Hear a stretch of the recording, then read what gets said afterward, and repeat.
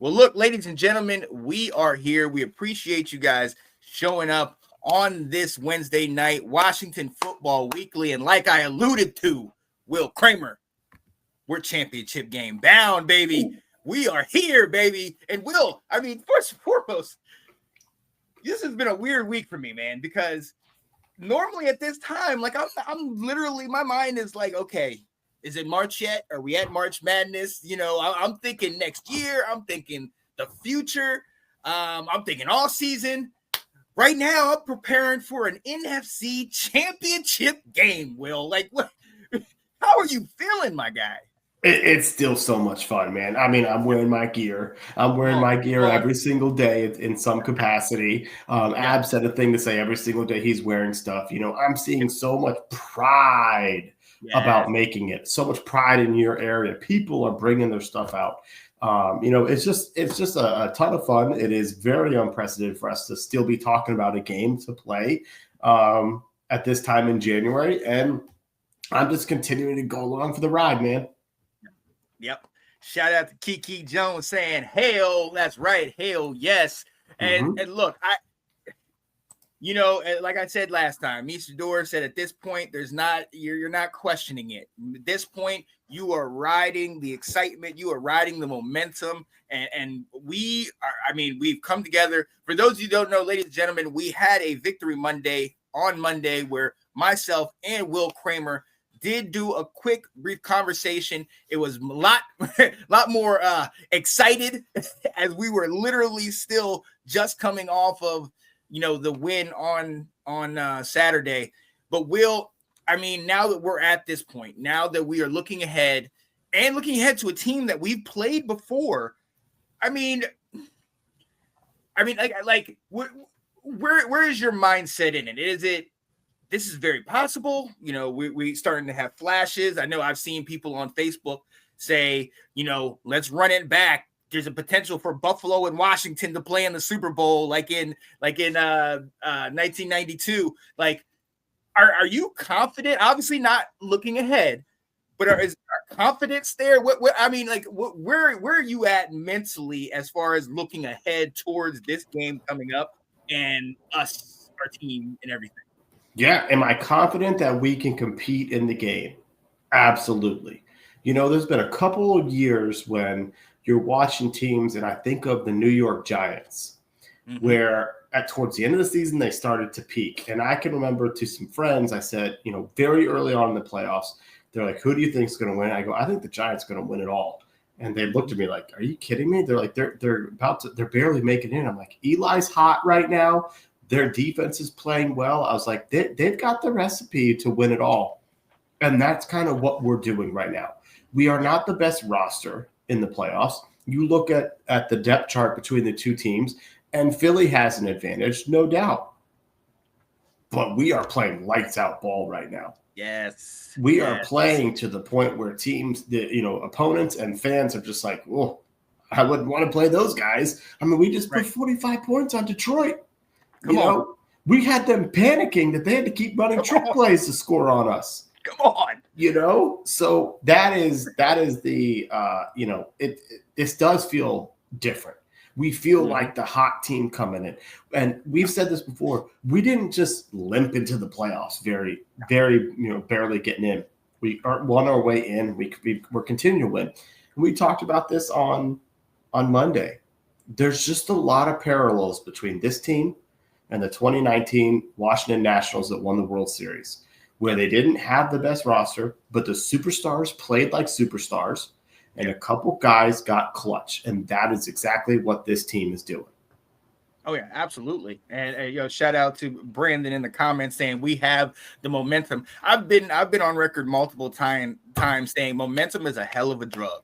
And if you start getting teams on the momentum and catching fire at the right time, I mean, it poses a bigger problem. Because like you said, if you look at the rosters, you look at things face value, the Eagles are far and away better. But if you look at what Washington has built and how we have come together, we get better each week. And it's actually funny.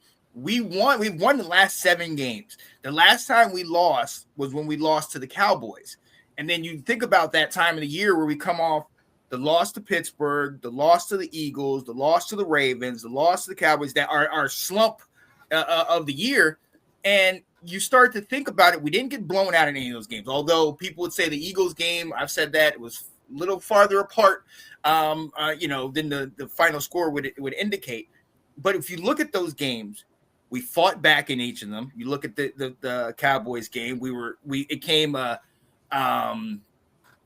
offsides away from potentially beating Pittsburgh or getting back into that one. The Ravens, they ran it down our throat, but still they had to get a fourth down in order to seal the game. Like in each of those games, and coming after that, it's like, okay, they're growing. They're learning from their mistakes. You know what I mean? Those losses coming to good teams, and what were people saying? What did Janae say all year? You guys can't win against playoff teams, and that became the narrative.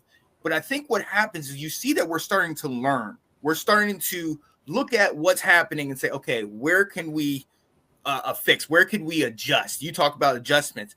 And then you look at how they were able to just switch it up and figure out what works, figure out who works at this time, and let's put these guys in there. And I was listening to Coach Quinn, and he was saying he was riding everybody's dismissiveness of the team, and everybody's, okay, that's Washington. Yeah, Jaden is okay, but look at the rest of their team. And that is what's fueled us, that momentum that we have right now. I'm not going to go ahead and be like, it's going to carry us and we're going to win this thing. But at the same time, that momentum, it gives you that confidence. Like you said, we're not limping in. We deserve to be here. We belong here. But also, we're a threat. We're a formidable force. And I look at the other three teams that are left in this thing, and obviously the Chiefs are the Chiefs. So, I mean, you can say what you want, but I'm looking at Buffalo and I'm looking at Philly, and I'm like, they can be beaten.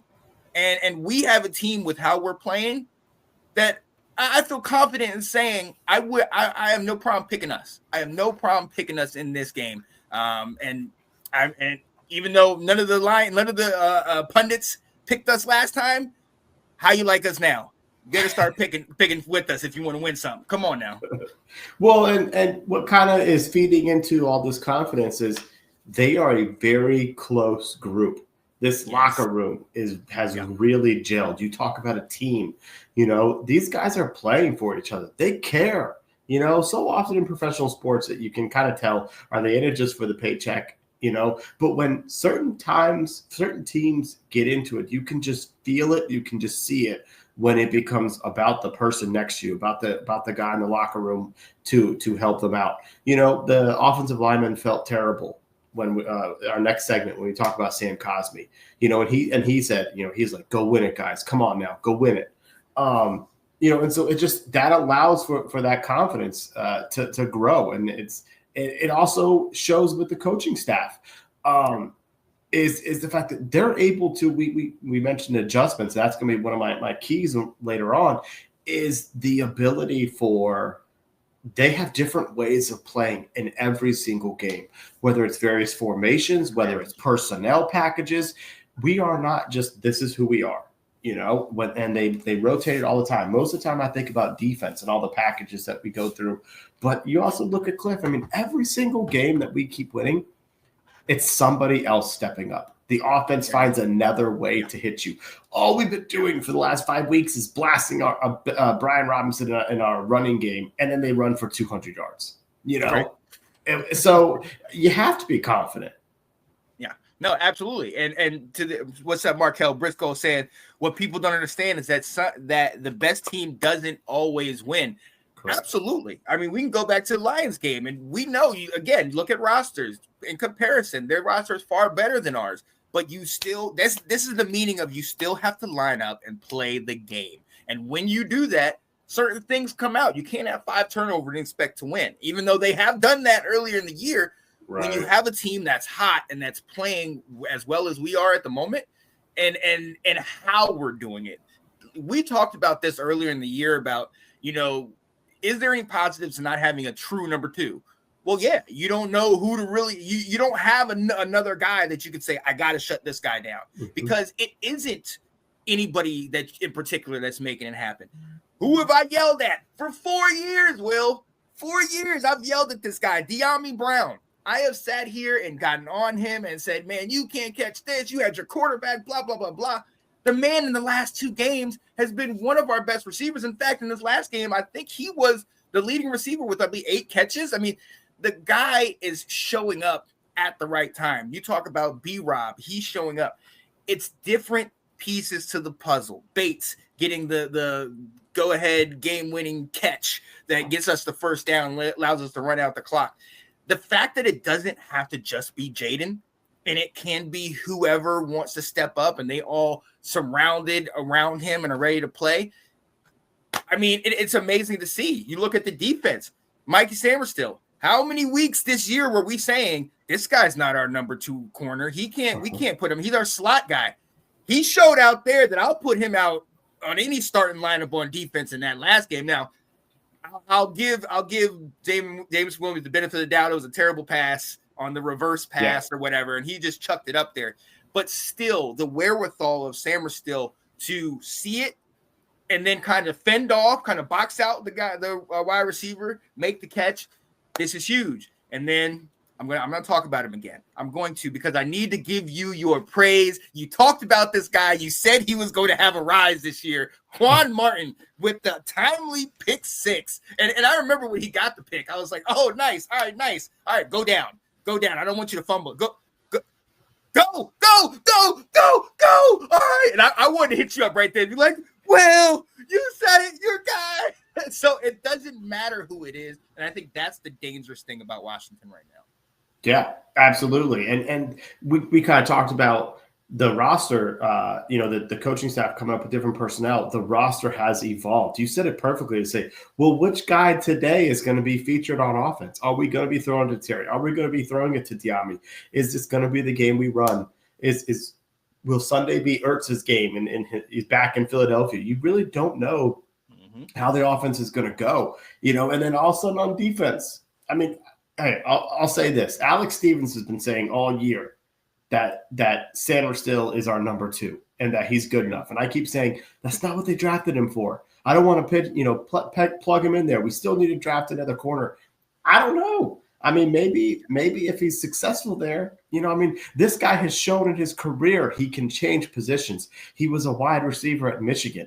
And then 2 years into his time there, 3 years, they go, you know what? We're going to move you to corner because we think you can make the league going that way.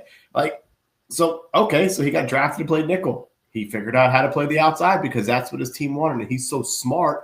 And that's what the reporters kept saying is he's an intelligent player. And they're like, he's learning. He's going to get better. And you saw it. I mean, he baited Goff into that throw to undercut. I mean, Jameson Williams was open. It was not a bad read by Goff. He threw it, and a corner just made a great play.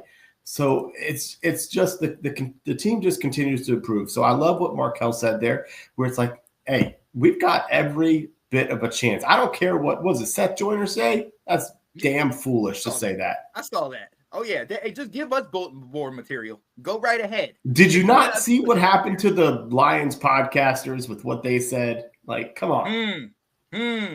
Where you at, my man? Because there was one team that was 30 minutes from the championship, and we're still playing. Let's go.